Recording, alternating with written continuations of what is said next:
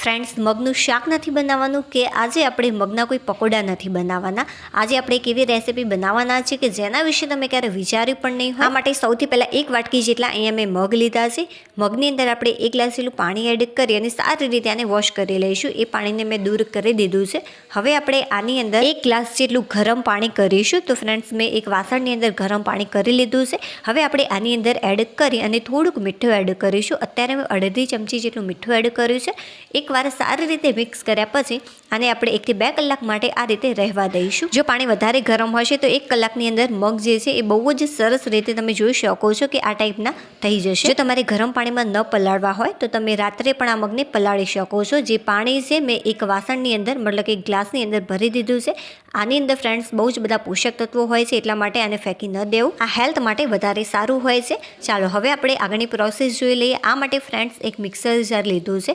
હવે આ મિક્સર જારની અંદર આપણે 2 કણચી ભરીને મગ લઈશું. તો ફ્રેન્ડ્સ, અત્યારે મેં 2 કણચી જેટલા મગ લીધા છે. હવે બધું જ માપ આપણે આ કણચીની મદદથી લઈશું અને 1 કણચી જેટલું પાણી એડ કરી એકવાર મેં આને અધકચરું ક્રશ કરી લીધું. ફરીથી આપણે 1 કણચી જેટલું પાણી એડ કરીશું. સારી રીતે આને મિક્સ કરી અને ફરીથી આને ક્રશ કરી લઈશું. જો 2 કણચી જેટલા મગ હોય તો તમારે 2 કણચી જેટલું આની અંદર પાણી એડ કરવાનું. તમે કણચીની જગ્યાએ વાટકીનો પણ ઉપયોગ કરી શકો છો. તો તમે જોઈ શકો છો બહુ જ સરસ એકદમ ફાઇન પેસ્ટ તૈયાર છે.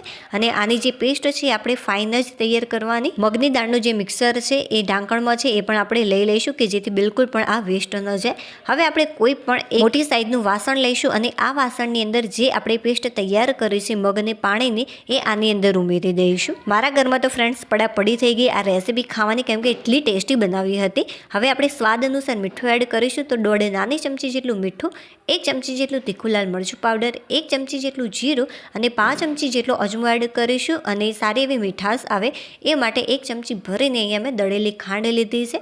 હવે બધા જ મસાલા આપણે પેસ્ટ સાથે સારી રીતે એકવાર મિક્સ કરી લઈશું. જ્યારે આપણે ખીચડી બનાવતા હોઈએ છીએ અને એની અંદર ઘી નાખીને બરાબર ફેટતા હોઈએ છીએ, આમ કરવાથી એની જે મીઠાશ હોય છે એ બહુ જ સરસ આવતી હોય છે. હવે આપણે આની અંદર 1 થી 1.5 ચમચી ભરીને ઘી એડ કરીશું. સતત આને આ રીતે મિક્સ કરવાનું કે સરસ મજાનું જે મિક્સર છે બહુ જ મીઠાશવાળું તૈયાર થઈ જાય. તો સરસ મજાનું જે મિક્સર છે તૈયાર થઈ ગયું છે. હવે જે કણચીની મદદથી આપણે મગને પાણી લીધું હતું બસ એ જ કણચીની મદદથી આપણે આની અંદર ઘઉંનો લોટ એડ કરીશું. તો આની અંદર મેં 3 કણચી ભરીને ઘઉંનો લોટ લીધો છે અને 1 કણચી જેટલી સોજી લીધી.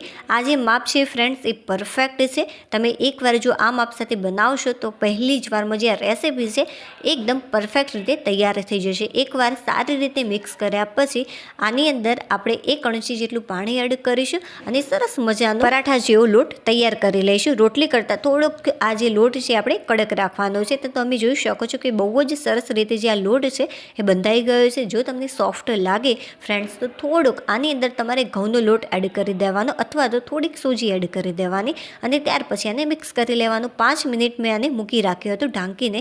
ત્યાર પછી આના આપણે આ રીતે 2 ભાગ કરી લઈશું. એક ભાગને મેં સાઈડમાં મૂકી દીધો છે અને જે બીજો ભાગ છે સરસ મજાનો આ રીતે હાથ વડે થોડું પ્રેસ કરી અને આ રીતે ગોળ આપણે શેપ આપી દઈશું. સરસ મજાનો શેપ મેં આપી દીધો છે.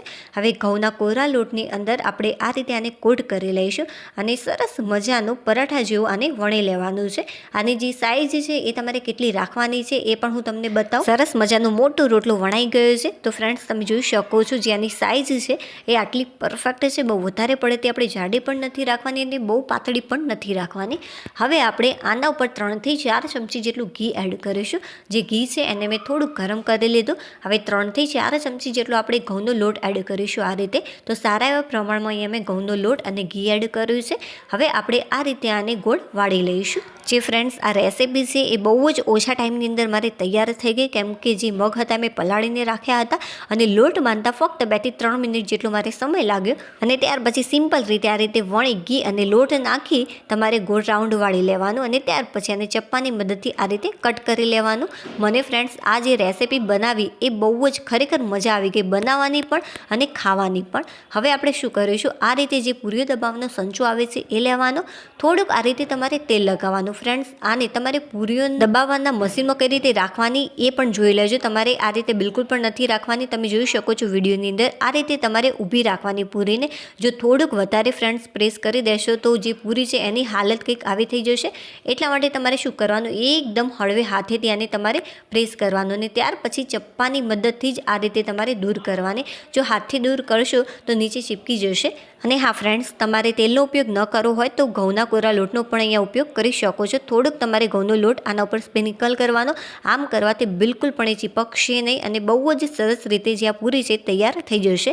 અને ફ્રેન્ડ્સ, જે આ પૂરીની સાઈઝ છે એ તમારે આટલી જાડી રાખવાની અને જે બાકીનો લોટ વધ્યો છે એના હું ઢેબરા તૈયાર કરી લઈશ. સરસ મજાની ખારી આપણે ખાતા હોઈએ છીએ ને ફ્રેન્ડ્સ, બસ એવી જ આ પૂરીઓ તૈયાર થાય છે. તો બધી જ પૂરી આપણે આની અંદર એડ કરી દઈશું. એક સાથે 10 થી 15 પૂરીઓ ફ્રેન્ડ્સ આ રીતે આની અંદર આવી જતી હોય છે. જો તેલ વધારે પડતું ગરમ થઈ ગયું હોય તો જે ગેસની ફ્લેમ છે એકદમ ધીમી કરી દેવી. બટ જે તેલ છે સારું એવું ગરમ થયેલું હોવું જોઈએ આની અંદર. બધી જ પૂરી ઉપર આવી જાય ત્યાર પછી ફ્રેન્ડ્સ આપણે આને ટર્ન કરીશું અને થોડી વાર માટે આને કૂક કરવાનું કે જેથી જે અંદરના પડ છે એ પણ બહુ જ સરસ રીતે શેકાઈ જાય, ફ્રાય થઈ જાય. બિલકુલ પણ જે આ પૂરી છે પોચી ન બને, એકદમ ક્રિસ્પી બને એવો આપણે ટ્રાય કરવાનો છે. તમે વિડીયોની અંદર જોઈ શકો છો કે જેના પડ છે એ ખરેખર બહુ જ છૂટા પડ્યા છે અને સરસ મજાની એકદમ ક્રિસ્પી પૂરી આપણી તૈયાર છે. તો ફ્રેન્ડ્સ, જે આ પૂરી છે એને તળાતા 1 થી 1.5 મિનિટ જેટલો સમય લાગ્યો છે. હું તમને તોડીને બતાવું કે ખરેખર જે આ પૂરી છે કેવી બની છે અને આનો ટેસ્ટ કરીને પણ હું લાસ્ટમાં તમને બતાવું. હવે આપણે આ જે પૂરીઓ છે એને થોડી વાર માટે આ રીતે રહેવા દઈશું કે જેથી આ ઠંડી પડે અને સરસ મજાની એકદમ ક્રિસ્પી તૈયાર થાય. તો તમે જોઈ શકો છો કે સરસ મજાની જે પૂરી છે એ ઠંડી થઈ ગઈ છે. તમે જોઈ શકો છો આના પડ તમે જોઈ શકો છો, એક પડ આનું છૂટું થયું છે. ચાલો હું કટ કરીને બતાવું. થઈ છે ને એકદમ ક્રિસ્પી પૂરી. ચાલો હવે આનો ટેસ્ટ કરીએ કે કેવી બની છે. અરે વાહ ફ્રેન્ડ્સ, ખરેખર સુપર્બ A1 લાગે છે. આની જે મીઠાશ છે એ કંઈક અલગ જ છે. ફ્રેન્ડ્સ, વિડીયો પસંદ આવે તો લાઇક કરી દેજો અને ચેનલને સબસ્ક્રાઈબ. હવે આપણે ફરીથી મળીશું એક નવી રેસીપી સાથે. ત્યાં સુધી બાય.